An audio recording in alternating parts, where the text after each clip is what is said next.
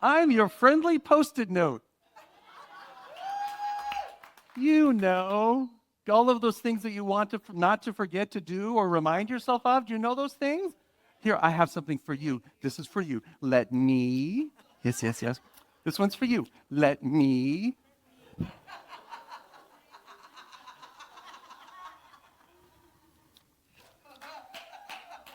Let them. Let me. This is the wonderful thing about being in the front row. You get gifts. Or, if you're Frankie Martini, because, you're Frankie Martini. So you all have those things that you want to remember, yeah? Anybody have the thing they want to remember? I have a wonderful way for you to remember it. I don't remember either, but that's not my job. That's your job. That's why you have me, your friendly Post-it notes. Now, I want to thank everyone who chimed in on our social media, giving me ideas for my costume this year. We had a post saying, what costume can Reverend John wear that's green on Halloween? I got green M&M, Green Lantern. Right, I'll put that one down. Elphaba. That would have been really good. That would have been a lot of work, though. Kermit the Frog. The Jolly Green Giant. A leprechaun. That might be a little too much on the nose, eh? A green salad, let us. All right, that's a good one. That's a keeper right there. Keep that one. A green flashlight. Yeah, that was mine, sorry. But the most important one, the one that I will never live down, is the one that my 17-year-old daughter recommended, and that was a green pickle. And late last night when we got home, she was very upset that I was not a green pickle. Have you ever seen a 17-year-old girl upset? And I was saying, well, if you can get it here by the morning. And she's like, well, what do you mean? Halloween isn't until... I said, I know, but I need it for Sunday. And she said, as 17-year-old girls do. I forgot that it was Halloween. It wasn't in my consciousness. I don't know why. This is not one of my favorite holidays of the year, but it's one that I often celebrate, and I decorate the yard. There are no decorations this year. I completely forgot until last night. So some dear friends of ours invited Tiffany and I out to Filoli's Nightfall. I'd never even heard of it. That's decorated for the holidays. I'm still thinking, Thanksgiving? It can't be, maybe Christmas, because, that local national warehouse has the Christmas decorations on sale in July. So my mind is in Christmas already. And we get there, there's lots of people, and it's spooky. There's spooky lights, there's mist flowing everywhere. It was fantastic. There were 1,000 pumpkins. It was amazing. As we're walking along there, I just started having these emotional reactions. Those ones where you're like feeling bliss? Where you just take a nice deep breath and it doesn't smell like city anymore? You can walk near the redwoods and actually smell redwood tree.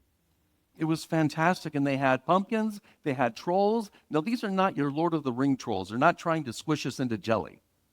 These are enlightened trolls. They're giant sculptures that are really hopeful for our planet and hopeful and interested in humanity.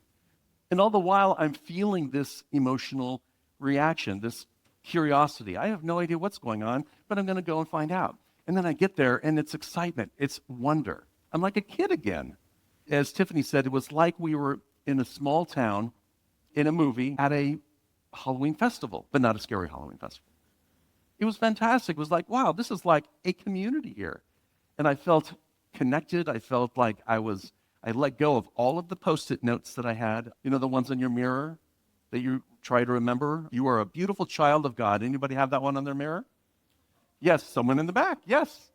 Every once in a while, we forget about them, right? They become white noise. That's okay. I'm your friendly Post-it note. All you need to do is take that one down, put another one up in a different color. And that will remind you another way. Because we forget sometimes, don't we? It's a reminder. At the end of the day, I came home and thought, this is a reminder for me to give this gift to myself. Give the gift of disconnecting from all of our Post-it notes, from our to-do lists, from our have-to-dos, the doing.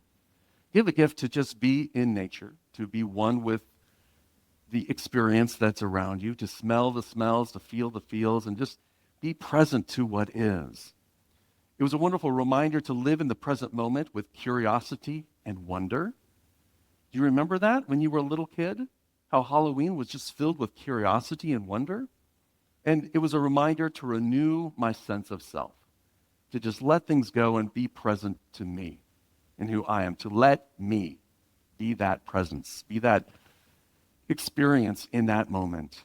It was a wonderful experience and a wonderful set of emotional reactions. Not all emotional reactions are pleasant, though. Have you noticed? Yeah. Have you ever heard of things like temper tantrums? Yes, it's Halloween. You've heard of the terrible twos, the frightful fives, the terrifying tweens, or the superior 17s. Yeah. Those are all types of temper tantrums. And when we look at it from this perspective, of course, those are natural habits. Those are natural ways in which development happens. Yeah, natural development patterns. And there's terrible twos. They don't have the voice of the words. They just know they're uncomfortable, right? And those fives, they have the words, and they're starting to use them. Have you noticed that? The tweens are just in their own planet altogether, but each stage is a stage of development. And if we look at it from that perspective, we can see, okay, this is not something for me to worry about. Yes, I'm in the middle of it. If I can let them, I won't get hooked into it. If I can let them and let me be a parent, let me be a positive influence, be a positive role model, let me be a person who can guide them in a way that they might be able to hear in that moment. Instead of getting reactive, if we look at it from a distance, they are normal development patterns. As we look at it from that letting go and letting them, then we unhook ourselves from that dramatic scene, and we allow and empower ourselves to be that spiritual presence, to be that loving presence. As adults, we don't have temper tantrums. We're too sophisticated for temper tantrums. We call them emotional outbursts, meltdowns. Anybody seen a meltdown today? Or I'm just triggered.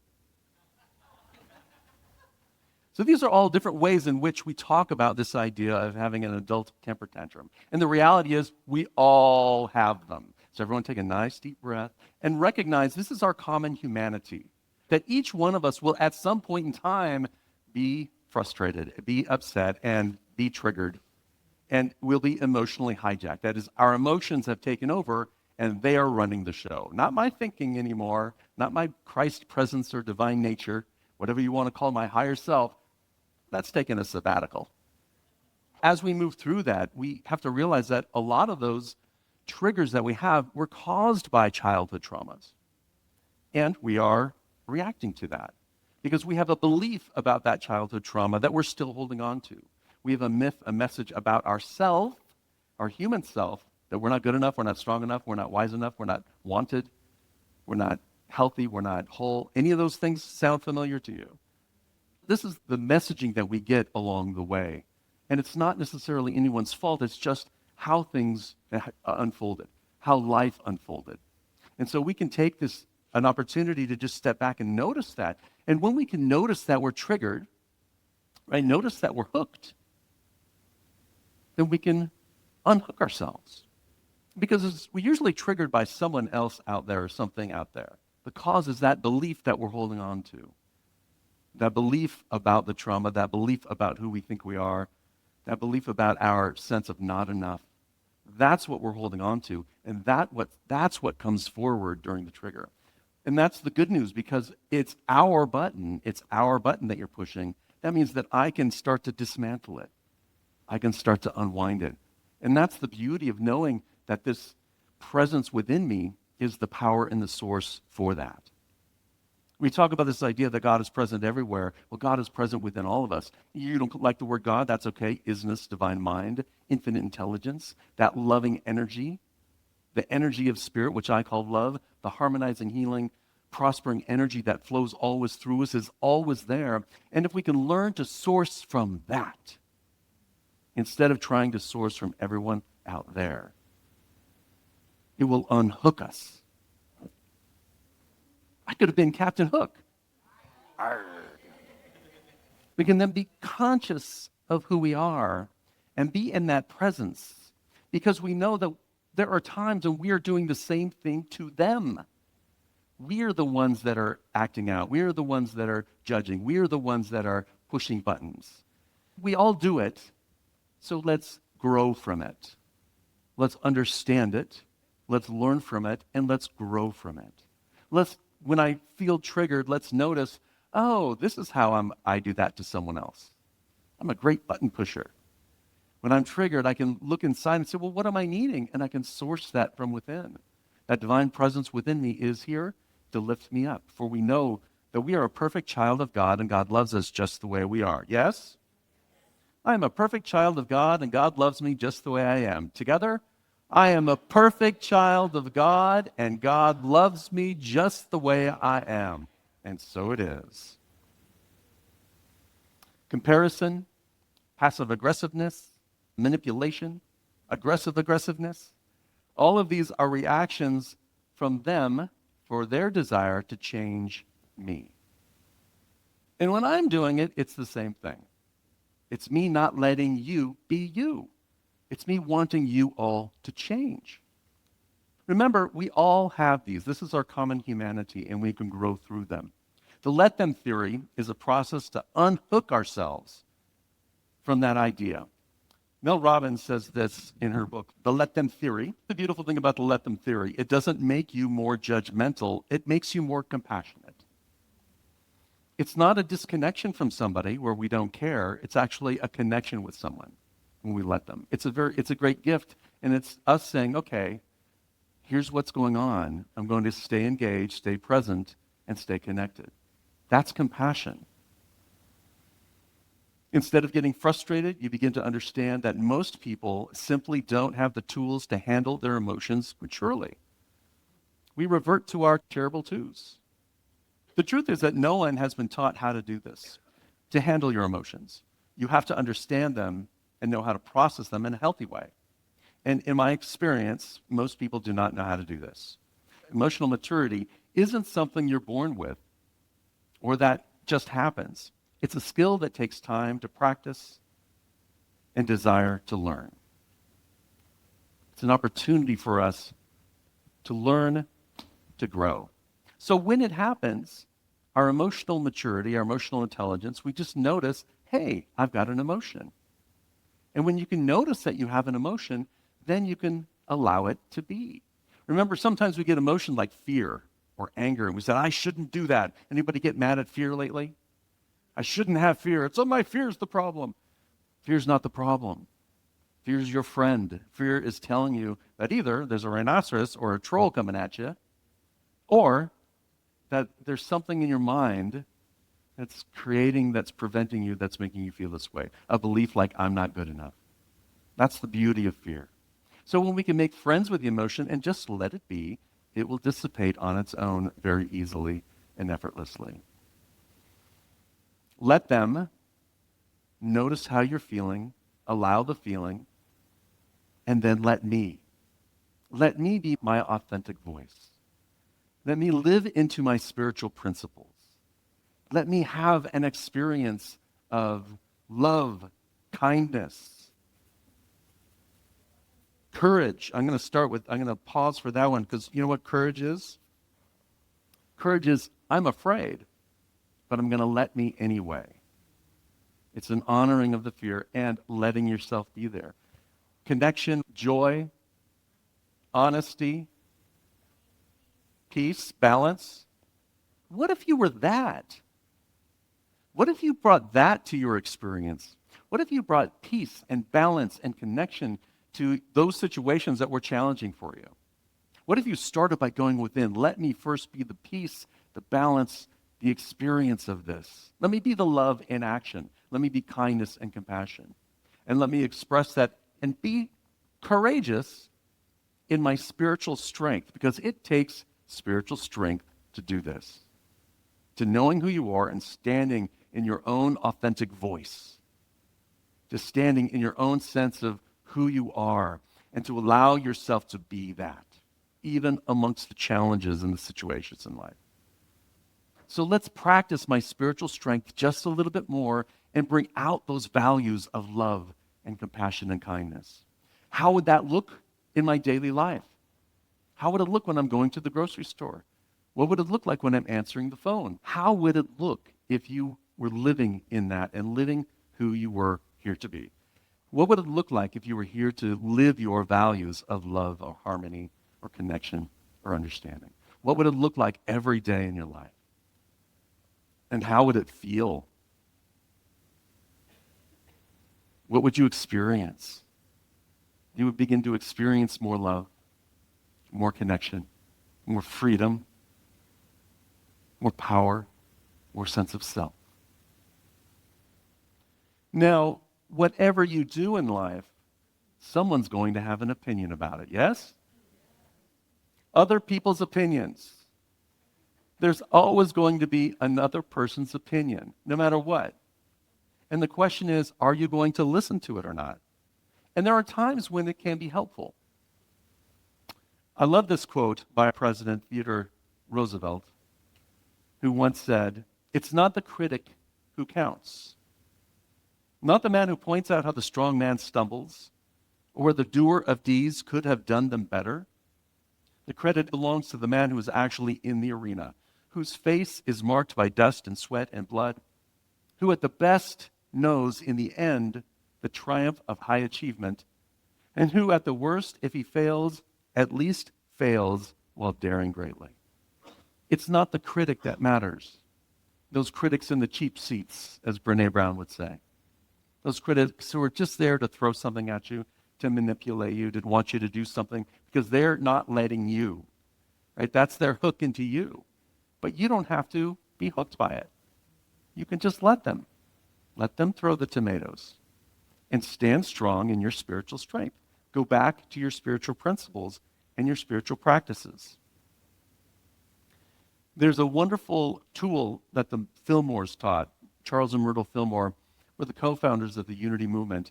Back in the late 1800s, early 1900s, they created this idea called denials and affirmations. Now, we've changed the words a little bit because denial has some weight to it in our language today. But the whole thing about the denial is simply unhooking yourself. Unhooking yourself from the frustration. Unhooking yourself from the other person. It's a form of forgiveness. Forgiveness is that internal process that says, okay, this is what you're doing in the moment, and I'm not going to let it hook me. I'm going to unhook myself. I'm going to let them. And then the affirmation, I'm letting me. I'm affirming the truth of who I am. I'm affirming my values. I'm affirming how I want to show up in a situation like this. I'm affirming what I'm going to do in the future in a situation like this. That's one of the great tools that I think Mel teaches it, but we also teach it in the quantum living class. Think about the situations that you're going to be later today, later on Halloween, at Thanksgiving, during Christmas. Anybody getting together with family? And you know what happens with family? We go back into those family systems, and we become that 5-year-old again. So how can I be in that situation and not be a 5-year-old? Know that my uncle, my brother, my sister, my cousin, my niece, my nephew, know that those other people, the people walking down the street, my boss, know that they're going to do the things they do. So if you know that, prepare for it. You're going to walk into the situation, they're going to say this, I let them, and here's how I want to respond. And if you do this ahead of time, when you're not triggered, and practice it, by the time you're there, you can, in that moment, let them deny access to your power, reclaim your power, take a breath, become present, and let me respond in a way that's authentic, loving, and kind. Yes? The wonderful thing about this, I think, is the realization of choice. Love is my decision. Peace is my decision. Being an authentic voice is my decision. You get to make that choice. You get to choose to develop your safety and your well-being. You get to choose your physical safety.